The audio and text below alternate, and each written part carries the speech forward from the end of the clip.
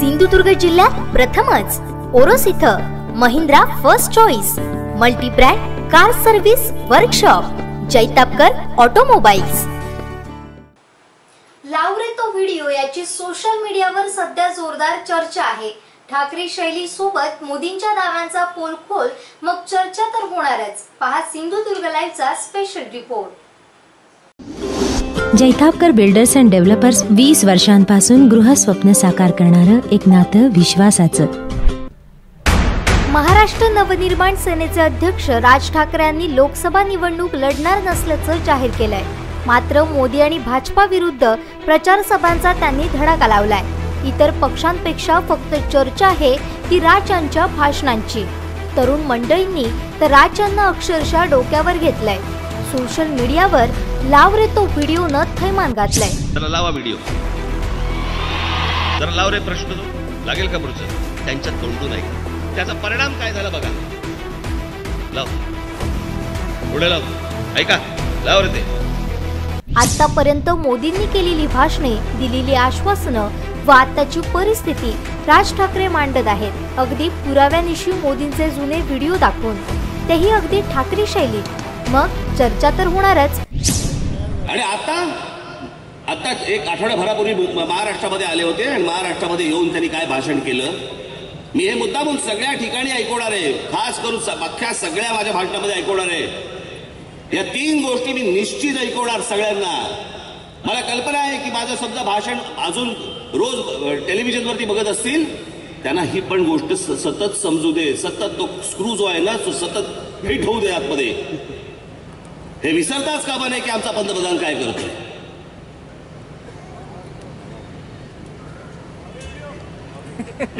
किसान मरे तो चुनाव का मुद्दा, लेकिन जवान मरे तो चुनाव का मुद्दा नहीं, ये कैसे हो सकता है? या किसान मरे तो चुनाव का मुद्दा, लेकिन जवान मरे तो चुनाव का मुद्दा नहीं, ये कैसे हो सकता है? नाही, आमचे जवान गेले, ज्या शेतकऱ्यांनी आत्महत्या केली तो निवडणुकीचा मुद्दा होतो आणि म्हणे आमचा जवान गेला तर त्याचा निवडणुकीचा मुद्दा बनवायचा नाही का? आमच्या पंतप्रधानाला शरम वाटत नाही? जे आमचे जवान गेले त्यांच्या नावाने आज मी राजकारण केलं तर फरक काय पडतो असा प्रश्न विचारतो माणूस।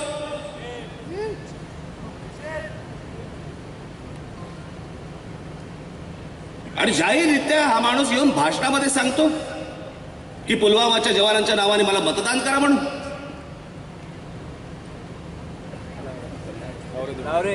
मैं आपसे कहना चाहता हूं मेरे देश के फर्स्ट टाइम वोटर को, आप भी संकल्प कीजिए कि पहला वोट आपका जो आपके जीवन की ऐतिहासिक घड़ी है, आपके जीवन पर याद रहेगा कि पहला वोट कब डाला, कहां डाला, कौन सा चुनाव था, किसको डाला, ये जीवन भर याद रहने वाला है। हर किसी को पहली घटना याद रहती है। मैं जरा कहना चाहता हूं मेरे फर्स्ट टाइम वोटरों को, क्या आपका पहला वोट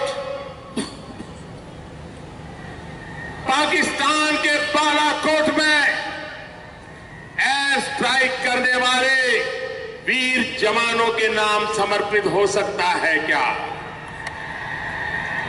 मैं मेरे फर्स्ट टाइम वोटर से कहना चाहता हूं कि आपका पहला वोट पुलवामा में जो वीर शहीद हुए उन वीर शहीदों के नाम आपका वोट समर्पित हो सकता है क्या?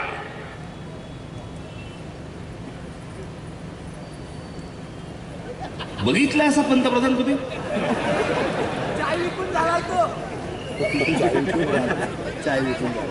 आमच्या अटलजींच्या वेळेला देखील कारगिल झालं होतं,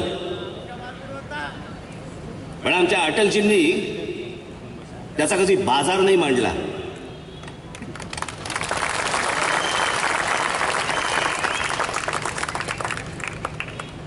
आज आमच्या मेलेल्या जवानांचा हा माणूस निवडणुकीसाठी उपयोग करून घेतोय। याचं कारण तुम्हाला सांगण्यासारखं काही नाही, तुम्हाला दाखवण्यासारखं काही नाही। सगळ्या गोष्टींमध्ये हा माणूस नापास झालेला आहे आणि म्हणून मी आज माझा कुठे उमेदवार उभा नाही, माझा पक्ष निवडणुकीमध्ये नाही, म्हणून मी तुम्हाला फक्त एवढंच सांगण्यासाठी आलेलो आहे, बाबांनो ही दोन माणसं, नरेंद्र मोदी आणि अमित शाह, ही दोन माणसं पुन्हा राजकीय क्षितिजावरती दिसता कामा नयेत आणि यांना मदत होईल अशा कोणत्याही इतर दुसऱ्याही पक्षाला तुम्ही मदत करता कामा नये, कारण त्यांना मदत करणं म्हणजे ह्याला संजीवनी देणं आहे. खरं तर हे काम आहे विरोधी पक्षांचं. जे काम त्यांनी करायला हवं तेच काम राज ठाकरे अगदी चोखपणे पार पाडतायत. त्याचा धसका विरोधी पक्षांनी घेतलाय तर काँग्रेस राष्ट्रवादीच्या गोटात आनंदाच्या उकळ्या फुटतायत. भाजपवाल्यांनी तर राज ठाकरेंची स्क्रिप्ट बारामतीमधून येते असा पलटवार केलाय. या सभांचा फायदा कोणालाही हो, पण मोदी आणि शहा ही जोडगोळी देशाच्या राजकीय पटलावरून हद्दपार होऊ दे ही राज इच्छा आणि तीच या सभांमधून व्यक्त होतीये. सरकार कोणाचं बसेल आणि ठाकरेंच्या भाषणांचा फायदा कोणाला झाला हे 23 मेला कळेलच. मात्र देशभर हवा आहे ती राज यांच्याच भाषणांची. Bureau report, Sindhudurg live.